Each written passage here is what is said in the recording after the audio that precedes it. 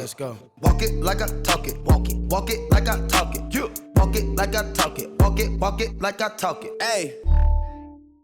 Hello, you're watching Clique Talk. I'm Alison Klayman, the director of Steve Bannon, The Brink. This is in 1862. Lincoln said, "They wish to get rid of me, and I am sometimes half disposed to gratify them. We are now on the brink of destruction. It appears to me the Almighty is against us, and I can hardly see a ray of hope." If I had not come as the CEO of the campaign, Trump would not have won. And that's a fact. The White House, there's no glamour to the job at all. I hated every second I was there. Damn it. Just stay focused.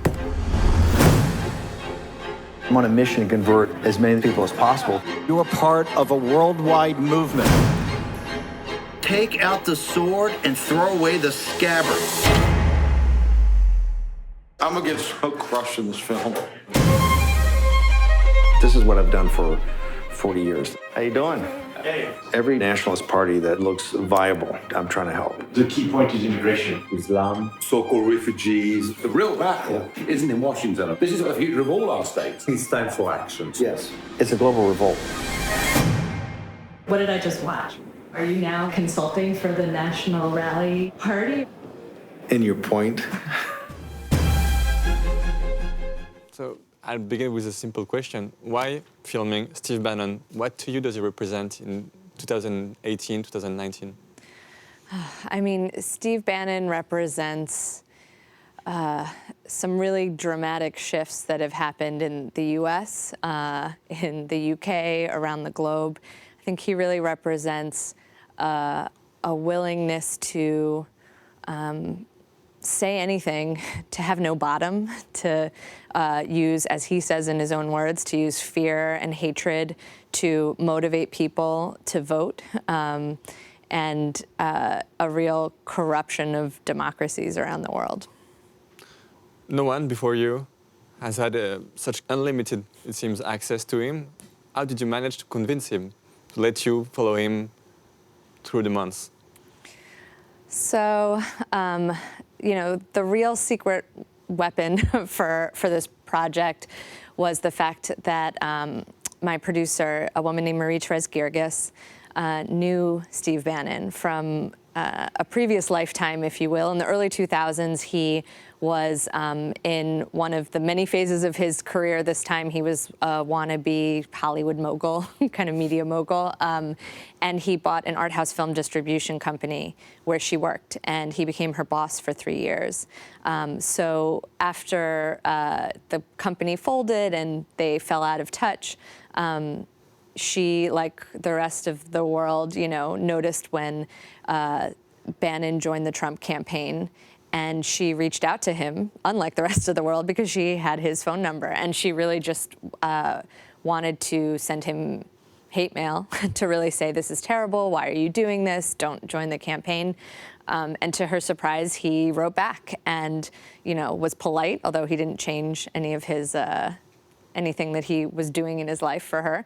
But that connection is what led her eventually to think, you know what, me being able to tell him what upsets me is cathartic only for me personally. But if I reach out and ask him to do a documentary, that might be useful for people around the world to really see inside and see what he's like. The way he's portrayed in the media, especially in the US, there's a lot of mythologizing that he is a sort of mastermind, an evil genius that, you know, is able to also be the new intellectual engine of the far right. And she had a feeling that if we were to look up close, it would be very revealing, and it might kind of puncture that myth that was giving him so much power. So that's why when lots of people were probably asking him to do films, I think our project stood out because he knew her from before. The access was challenging, though. It was a daily struggle for me to really get in the room and to be able to film, you know, the real meetings, you know, and that's why the project took over a year. You know, I spent 13 months with him, really trying to get him to a point where he was letting down his guard, where I really could get in the room and see events unfolding in front of the camera. You just said he was very polite when responding to your producer. Mm-hmm. He actually seems like a nice guy in private. Would you say Steve Bannon is a nice guy? What I always say is Bannon is surprisingly charming, certainly compared to what his reputation is. He's surprisingly charming, but I was not charmed. I think someone can be, have a range of personality traits. He was very nice to me. But I think that's one of the key things about this film. I do think that this film is about the banality of evil. I think I was there not to redeem someone or humanize them in the sense of trying to make you like them and then forgive the things that they do. It's about recognizing that, everyone is human. People who promote policies that are damaging, that people who promote lies, they're people too, and I think it's important to see, it's dangerous to see, it feels, but it's important to see that, bad guys aren't breathing fire 24 hours a day. Like they're also people, and it might help you recognize things in your life maybe, just because someone's nice doesn't suddenly mean that their opinions are correct or good for society. But yeah, he comes off as more charming than I think a lot of people expect. Speaking of bad guys, you followed him through Europe. He met several political leaders, including 2 French guys from the Rassemblement National.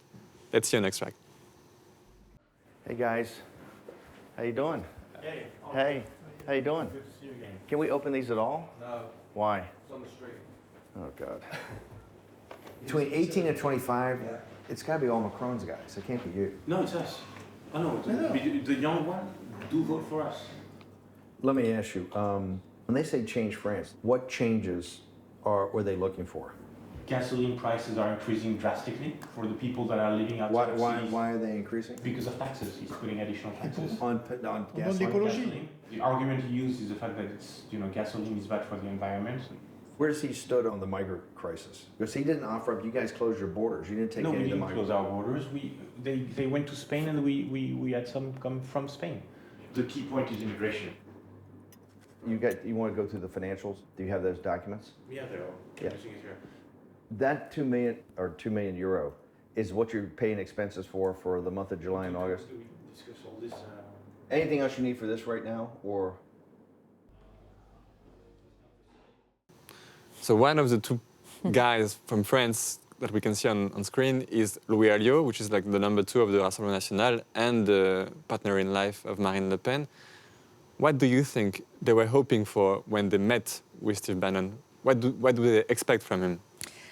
So I thought this meeting was a real breakthrough moment in the process of filming The Brink, because what I saw was these 2 members of National Rally meeting with him, and yes, they talk about messaging, and Bannon's taking his notes because, he doesn't know a lot about the particular context of every country. He really is learning. He's like, oh, there's, these are the issues. But they came with binders. Their binders were not filled with issues about immigration or messaging or copies of their, text of their commercials. What they came with was binders of their financials. At that moment in time, their finances were frozen, not just in France, but also by the EU. They had, already publicized, loans from Russia. They had bills to pay, and they didn't know how to manage their finances. Bannon is a former Goldman Sachs banker. What I saw in that room felt like a very classical, not even really political or messaging consultation. What was happening, again, and I was forced to leave, so I didn't get to listen to all the details, but from what I saw until I was asked to leave, and then they did invite me back for the end of the meeting, it was about hard facts. They brought the numbers, and they were looking for advice on managing their money. On money? It was very much like a consummate consultant kind of a move, which is something that actually Bannon does have years of experience in. So the first reason you think that they met for is financial, not politics? Well, maybe they're all intertwined, but what they came for, I mean, look, does Bannon really know more about what voters in France want? No. What he does have is this same message that he will repeat everywhere, which is, tell people they're taking their country back, they're getting their sovereignty back. Focus on, core things like immigration, make people angry, make people fearful. That's what works. That's a very generic message, though. The specifics that Bannon brings to a meeting, in this case, are his ability to manage finances, also to connect them with financial support.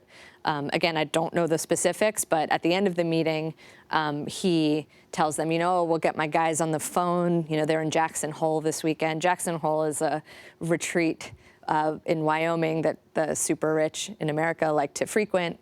Bannon is very close with people from hedge funds, Goldman Sachs. What Bannon also represents is a symbolic tie to Trump and the Trump administration.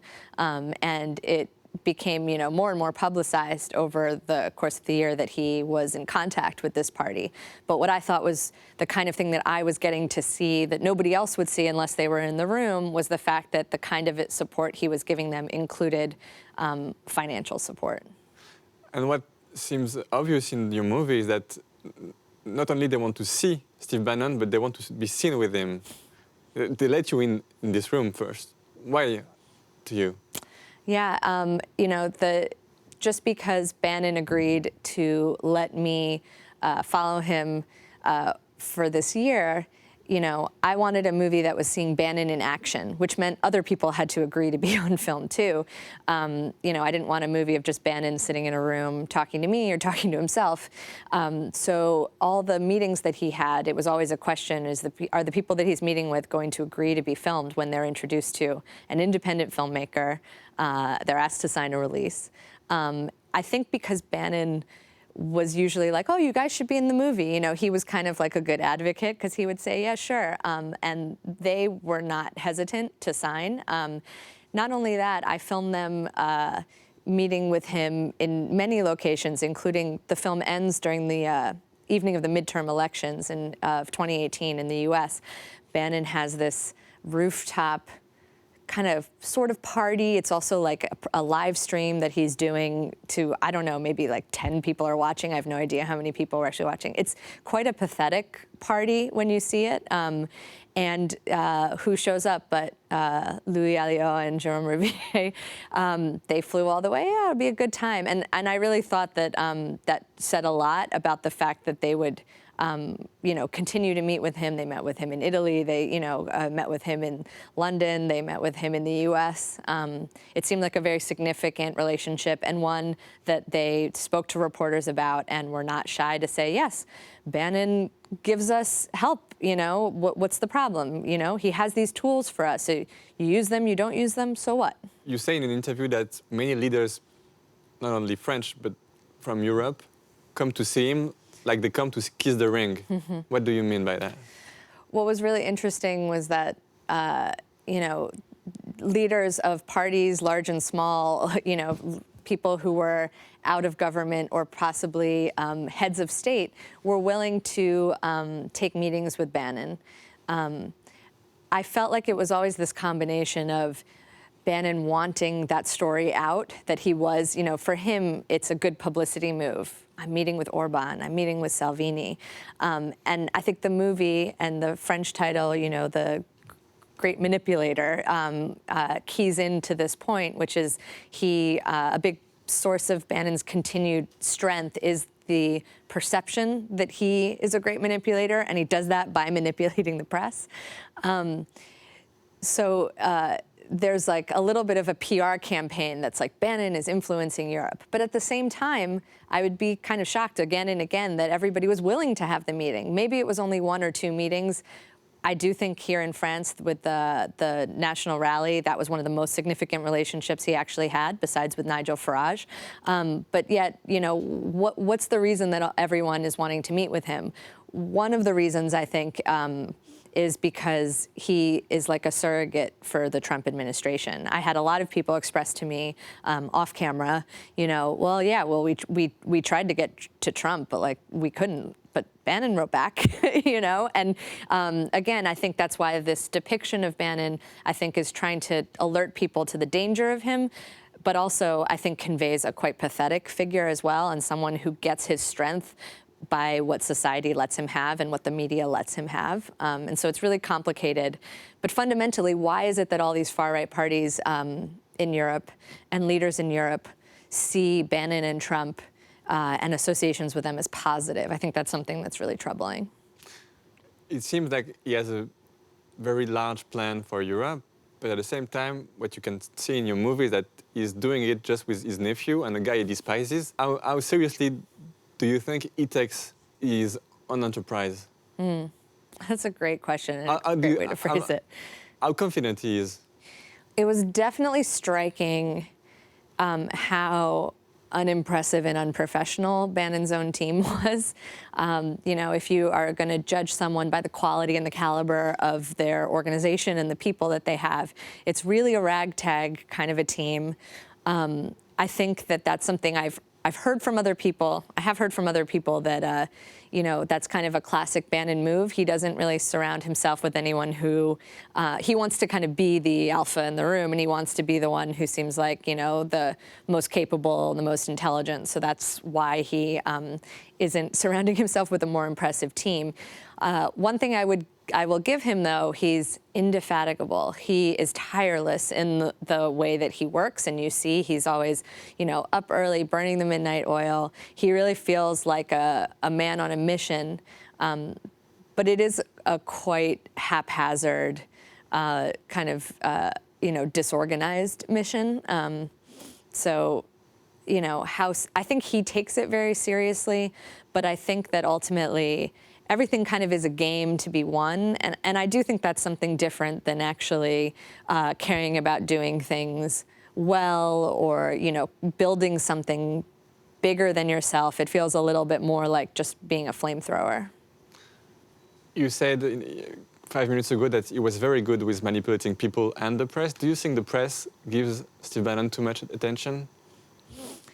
I do think that the press gives Steve Bannon too much attention, and then I know I made a movie about him, right? In the film, I purposely include a key moment from a closed door large dinner between Bannon and many European far-right party people, where he says to them, the mainstream media is going to be your greatest ally. And I learned from Trump that there's no such thing as bad press. I purposely put that in the film because this is a key point that I think we need to talk about in society. I think that the media needs to talk about, and I think that what the audiences want from their media, it's all one system. It's about the ad-based model. It's not that journalists want to feed the beast, but they need to create content that is going to get eyeballs and clicks, and because they need advertising to keep their newspapers alive or their websites or their television stations. All that adds up to, what's better than a deep dive policy or financial investigation? A headline about Steve Bannon. Steve Bannon saying something crazy, Trump saying something crazy. And I think that the question of how you cover people who this is like baked into their the way that they operate, that they think that all press is good press. They're trying to manipulate the daily news cycle. I think that that's a question that in 2019, in all of our countries, we really need to face. I personally don't believe that ignoring them is the answer, because I saw firsthand they have large ambitions, they have no scruples, and like I said, he's working nonstop. He's not going to defeat himself. But on the other hand, there's better ways to cover a figure like Steve Bannon, and there's irresponsible ways to cover Steve Bannon. I think that encountering him in an interview setting is one of the biggest mistakes. I think at this point, sitting him down, he doesn't approach interviews in good faith.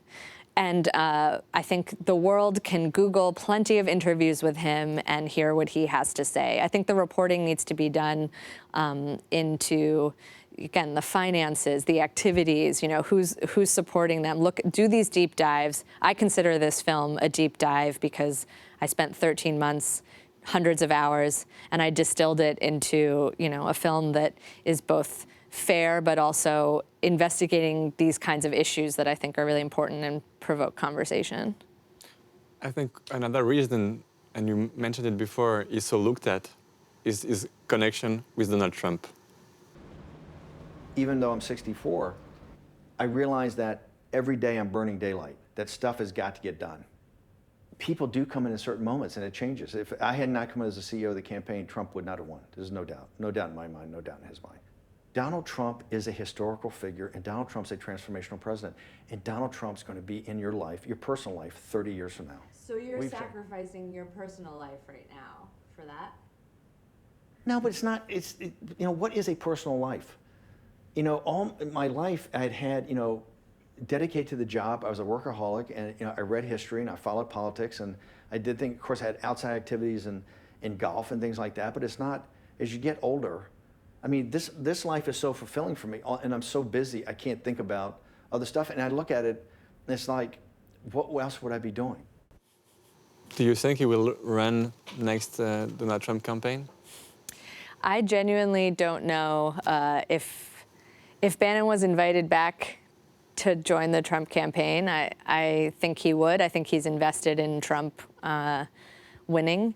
I think he also is trying to build a model where he is his own brand. I really think that what I watched over the course of a year is Bannon, you know, at the peak of his lifetime, enjoying the most fame and power he's ever had. Nobody knew who he was, you know, a month before he joined the Trump campaign. Trump is his ticket. But he left the White House, and so he's trying to figure out, how do I parlay this? How do I, you know, become not the guy behind the guy, but how can I be the face of it all? But while Trump is, you know, eligible to be president, I think he will do whatever he can to help him stay as president. And, you know, with Trump, who knows? I mean, people come and go, you know, people return, so you never know. I think one thing that was very clear to me is that Bannon was bending over backwards to stay really on message on one key point the whole time I filmed, which was not to trash talk Trump on camera and not to do it on the record. Off the record? But off the record, I honestly think even when you watch the film, on, you know, what you see on camera, it's very clear that he thinks that Trump is. I think that he thinks he's better than Trump, and I think that he thinks Trump is an idiot. I think that can come through in the film, and I've had many journalists ask me about it, even here while I've been here in Paris, and it kind of, I find that delightful that that's what people see.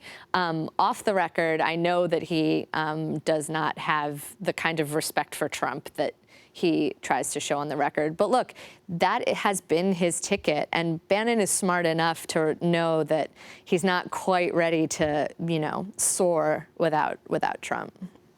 I have a very simple question. Does this scare you as a woman, as someone he calls lefty, or as I think you're the granddaughter of Holocaust survivors? Yeah, Bannon scares me. Personally, I never felt like my safety was in danger. I think that the world that he wants to usher in, that he is actively working to usher in, is not safe for migrants, for immigrants, for minority religions. We have many fights about, you know, he, of course, doesn't think he's racist, doesn't think he's anti-Semitic. He may even admit that he's not very good about Islam. I think he might even actively admit that. But, you know, he is, ultimately, I see him as a relic of a different worldview. I think that he wants, you know, imagined or real, he is fiercely protective of some very traditional ideas that include a white Christian majority for Europe and for America. I think that is not, that's not the world that those aren't the values that are important to me. And I think that he is willing, and he believes that society needs to go through, needs to struggle through to get there. I think that he's indifferent to violence and cruelty, especially against migrants, people of color, Muslims, and I find that incredibly scary. You mentioned earlier in the interview a concept which is the banality of evil. And actually the movie opens up with a reflection of Steve Bannon about a death camp in, I think it's Auschwitz. Yeah. And what strikes him is the effectiveness of the whole thing. So it seems that he's, as he says in the documentary, is all about winning. Do you think he has any morals? I think that Bannon has things that he believes in and cares about, but no, I don't think that he is a moral person. I think ultimately what excites him, and this is exactly why the movie opens the way it does, what excites him is the strategies that are the most effective and that get the winning results that you want. And I was just chilled inside as I'm filming this, because I'm thinking, you know, here's my subject telling me the thesis of my own film. He's talking about Nazis and, you know, people working in under Nazi Germany and companies, and he thinks he doesn't think he's talking about himself, and he has actually just described himself perfectly. You know, he's able to divorce himself from the moral horror of the things that he wants. I have one last very simple question, very short questions. Do you see anything, one thing, one word maybe, in common with two people that you've been working on before, Ai Weiwei, the rebel Chinese artist, and like the superstar of flower artist in Tokyo? One thing that relates the Between both. Azuma and Ai Weiwei? And Steve Bannon. And Steve Bannon. I just have to say, really, truly, Ai Weiwei and Steve Bannon couldn't be more opposite, and the main thing they have in common is that I spent a lot of time with each of them. But, you know, I like following people who are passionate about what they do. I guess they're all passionate.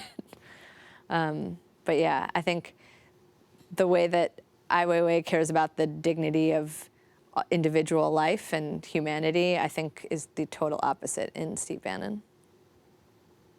Thank you so much. Thank you. Thank you. Walk it like I talk it, walk it like I talk it. You walk it like I talk it, walk it like I talk it. Hey.